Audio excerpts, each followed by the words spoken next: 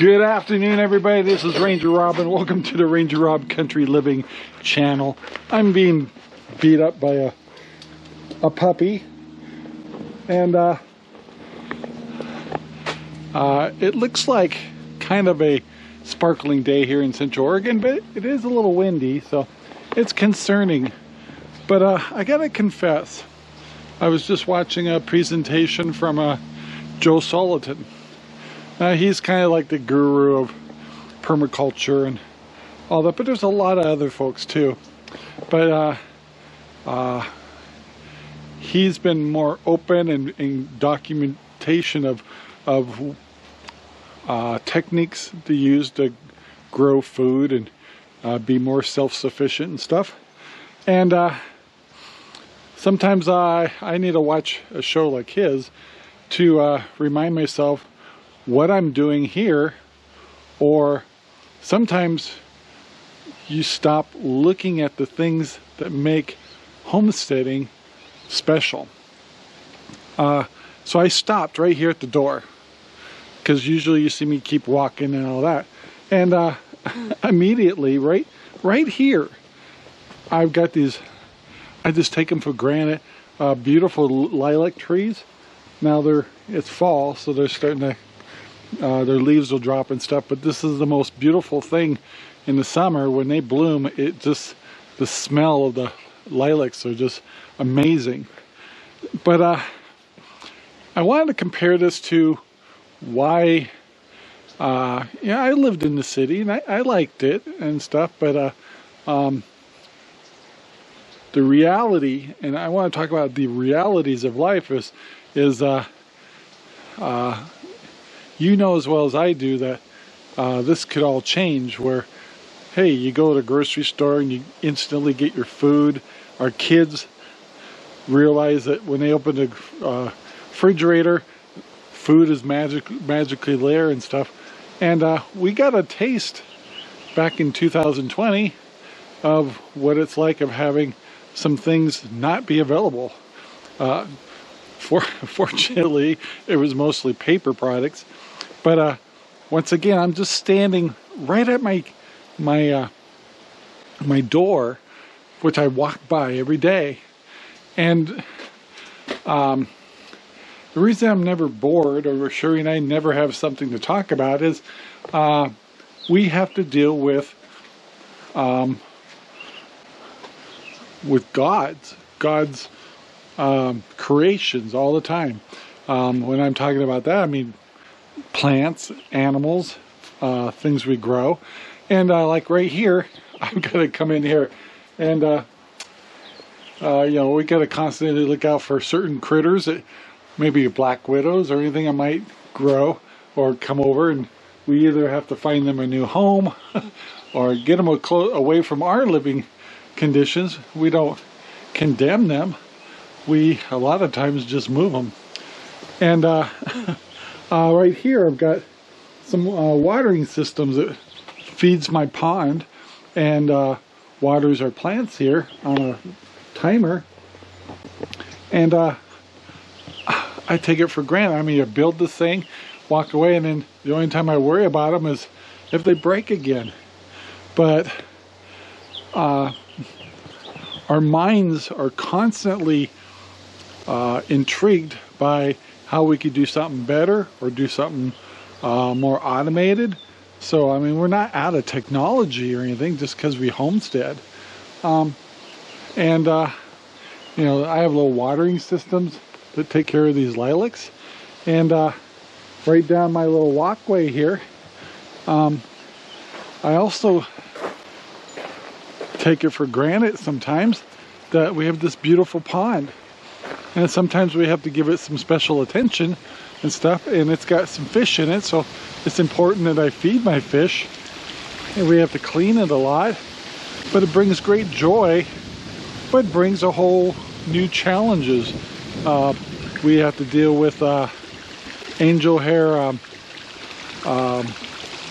seaweed, I guess that's what you would call it, to make sure it doesn't clog anything up. And we have certain times of the year where we get inundated with birds, and they can really mess this thing up. And but the beauty and the sound and this creation was something that was throughout the family generations. This pond came to be, and sometimes it's easy to forget how, this marvel of a pond.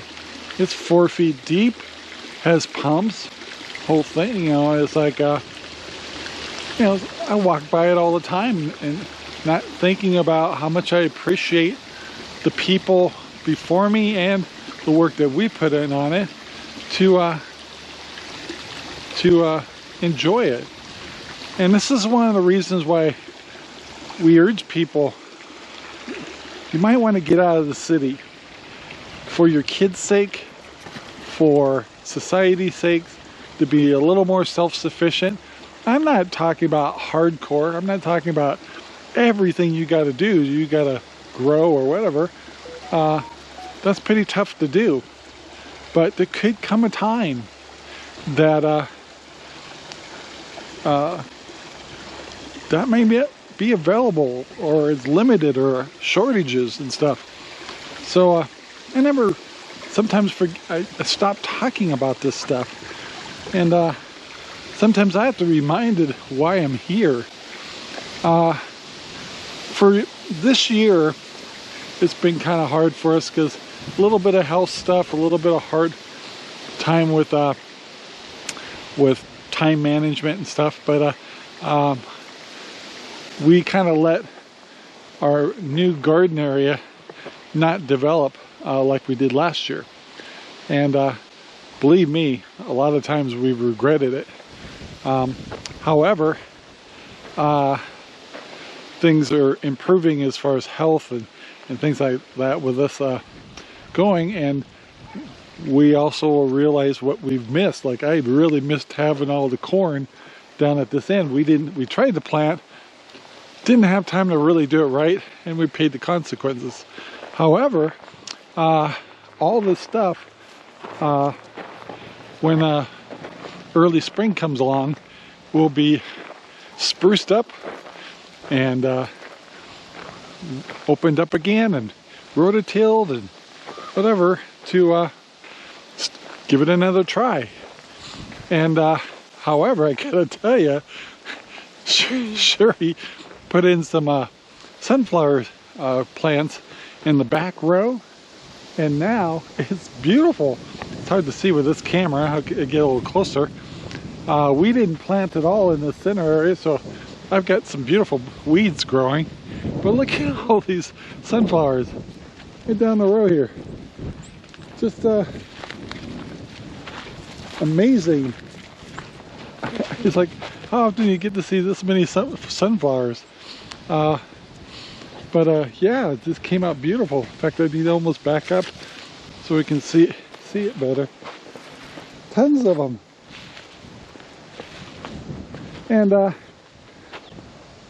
there was corn in here, but we didn't weed it down or fertilize it correctly, and we lost the battle.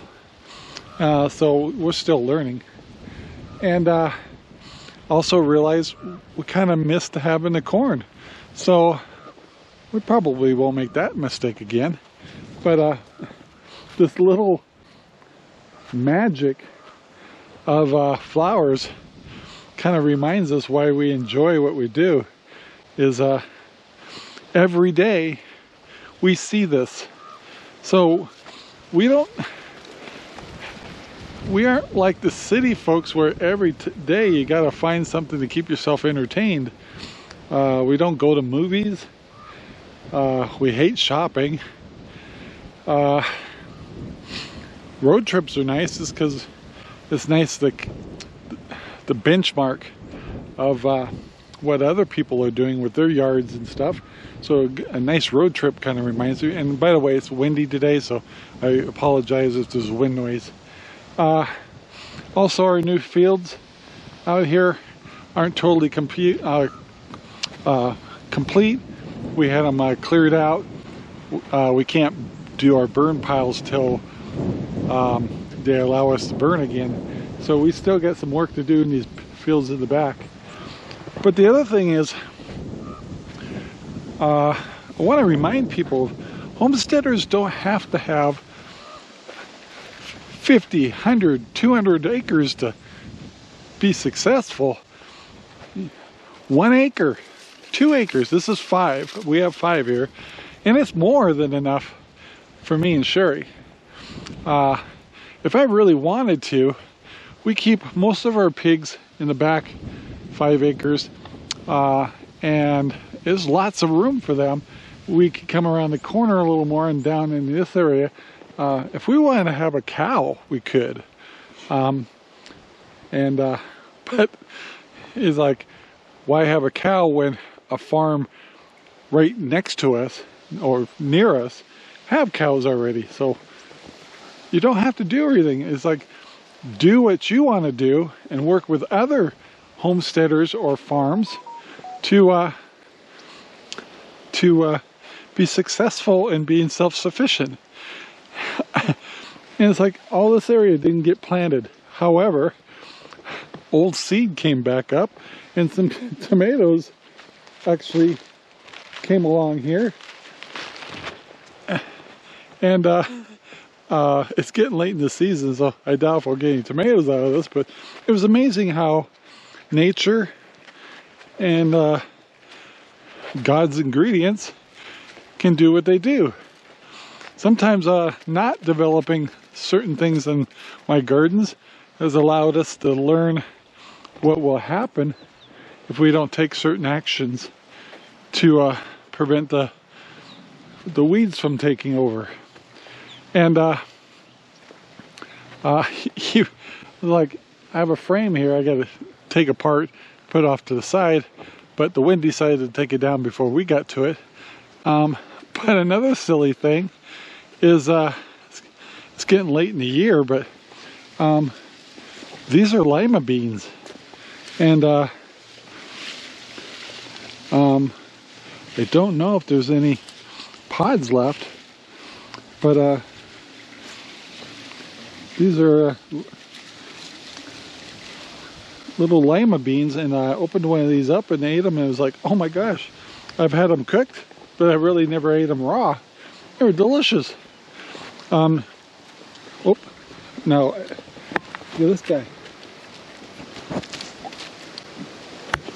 No, no, no, no, no.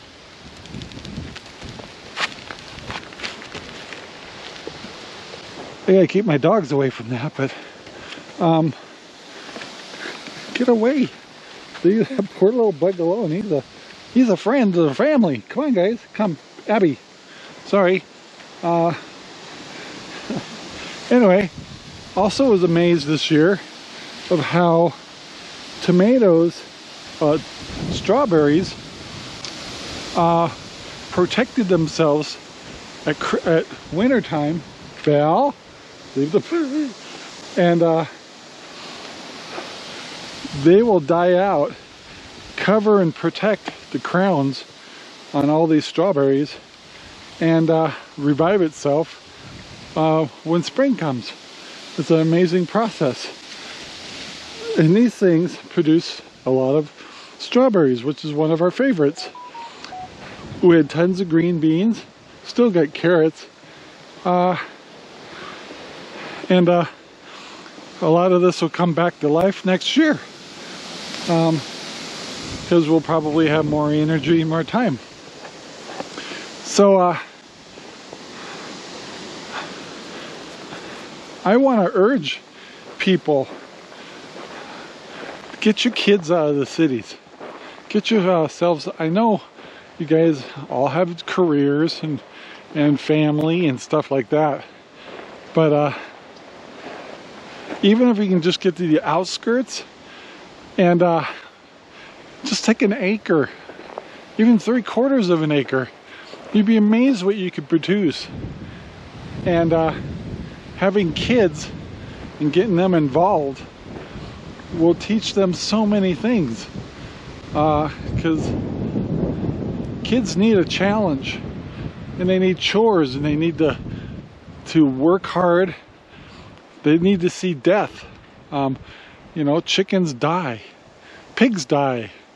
The cycle of life, you need to know how all that operates to be able to encounter what life is like as an adult. And the hide from is like, I have folks that don't tell their kids certain things about, I was really impressed the other day. My son brought over 11 chickens for us to take care of, and I knew we're going to put them in with the field chickens out in the thing. And some chickens that have been domesticated are really used to not worrying about predators. Well, there's no doubt we lost a couple of the range chickens, like the ones we have in the field here. So my grandson came over, and and he says, "Can I go out and see the chickens?" It's like, yeah, go get dirty. And he came back. He goes, when we gave the chickens to you, you had 2 black chickens. And I can only find 1 of them. And I looked at my son, and I'm going, my son knew what happened. I lost him. I don't even know. I never even found his body. It just disappeared. Anyway, I lost 1 of the black chickens. And what was really impressive, because my son has an acre or so, and it's kept things real with his kids. He goes, "Oh, you can tell him the truth. He knows about these things." And I told him I lost 1. And the kid wasn't upset. He just said, "Oh, makes sense. That's why I can't find the second black chicken." And that was so reassuring, and knowing that he knows how the cycle of life works and stuff. But yeah, so anyway, I just wanted to kind of touch bases with why it's really important to be a little more self-sufficient and maybe do a homestead, or at least country living a little bit, especially if you got a young family, because we got some messed up kids. You know, I told you this year there was a couple of projects that we didn't do this year in hydroponics. Like this one used to be hydroponic strawberries. Well, my wife says, "Well, can I convert it to flowers?" And it was the most beautiful thing she's ever created. And makes our relationship closer, where that's her creativity. And some of the things I did was my creativity. And some of them were both. I have a garden here that looks awful because I used to do nothing but Walla Walla onions. Well, this year was not good for me bending over and stuff because of the hernia stuff. Anyway, so I skipped out on doing the Walla Walla onions. And I gotta admit, I really miss doing that. So we'll get it cleared out and get it going again. Hydroponics, this area we might give back to nature. Take out the equipment, which is just a lot of pipes, and or maybe we'll get enthusiastic and fire up the hydroponics here again, or take half of it out. But this will be all cleared, and we could recover it really quick. But it's been a good year to know what did we miss and what didn't we miss. Our chicken coop, been very happy with that. Nothing's changed there, and we get quality eggs from our Rhode Island Reds there, and a lot of people buy eggs from us. And then the greenhouse has done well, and it's still a jungle in here, but in probably a couple more weeks, probably it's gonna start getting too cold, and these plants will pass away, and we'll do it all over again next year. But you can do this on less than an acre. You don't need 5 acres. You don't need 100 acres. You make do what you got. And look at the results, especially with your family and kids, and especially your kids. Giving them chores to feed the chickens, feed the pigs, help maintain your gardens. I think if we had a little more people power, maybe I could have kept some of these other ones going, but or managed our time a little differently. I just think the quality of life, even us that live on this every day, sometimes can walk by stuff and forget that I'm dealing with predators every day, dealing with hungry animals. I'm looking at bringing on life where we're going to have piglets real soon. The challenges of those animals, those piglets, those a sick animal, and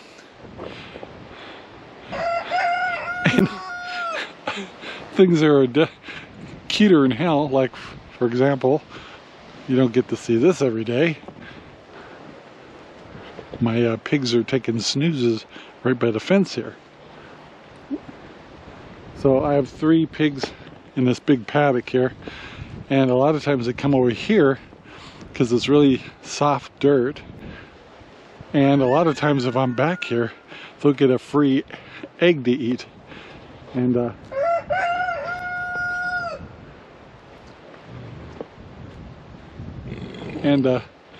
once they kind of realize they're kind of snoozing that I'm here, they're going to say, well, while you're here, why don't you give us an egg?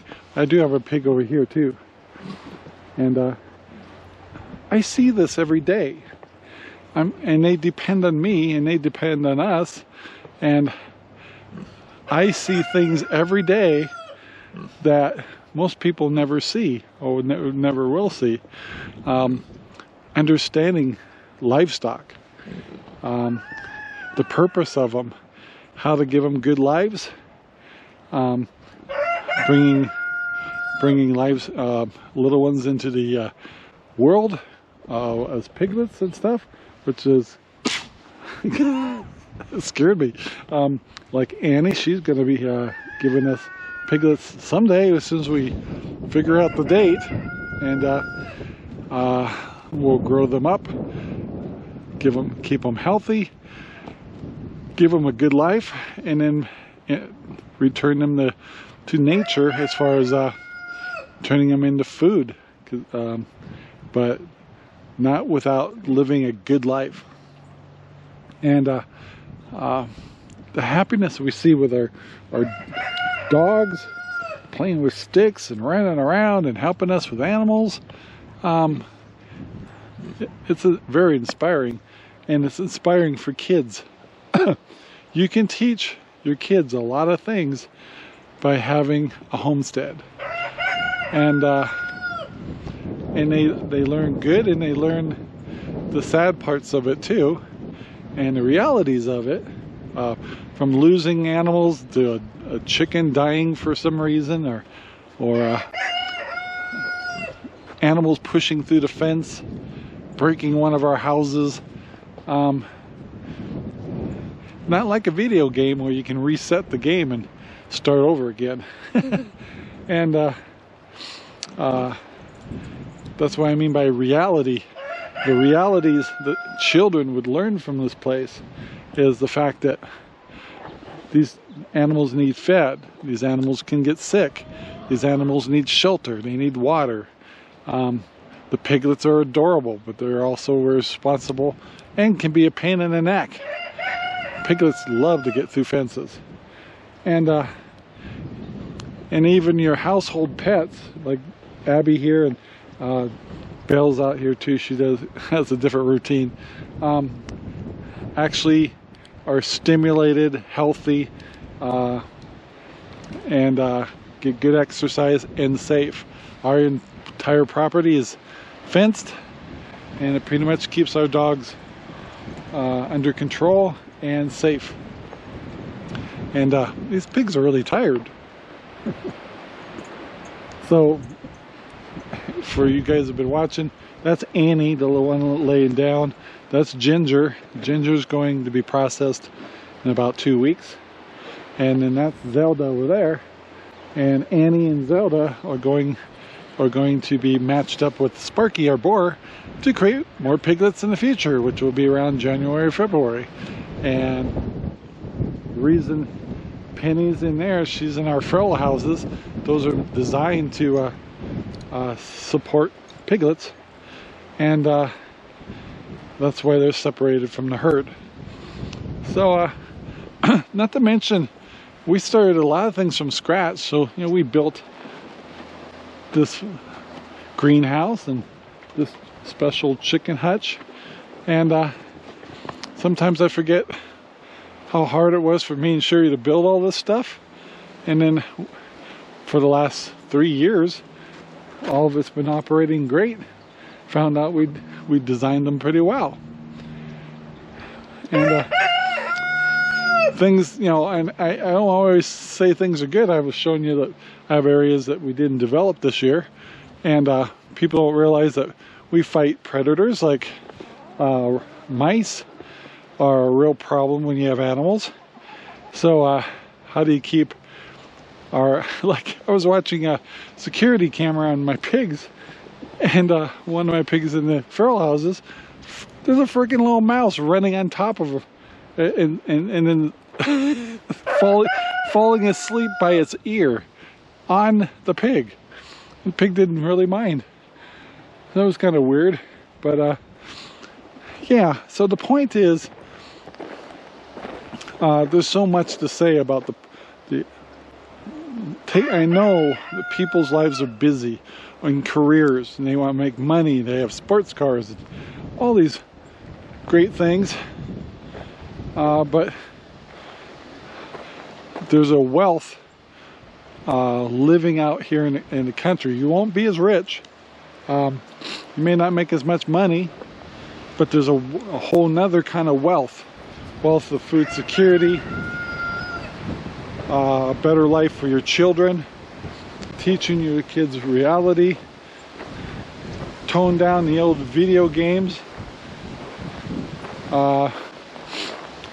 use technology for something productive, and learning nature, working with God, working with nature and God, and all the gifts that He was given us. And also realize this is reality. Reality is taking care of this stuff, being the guardian of it. And I urge you, especially if you have children, that maybe something to consider is, I know it's hard to make a move.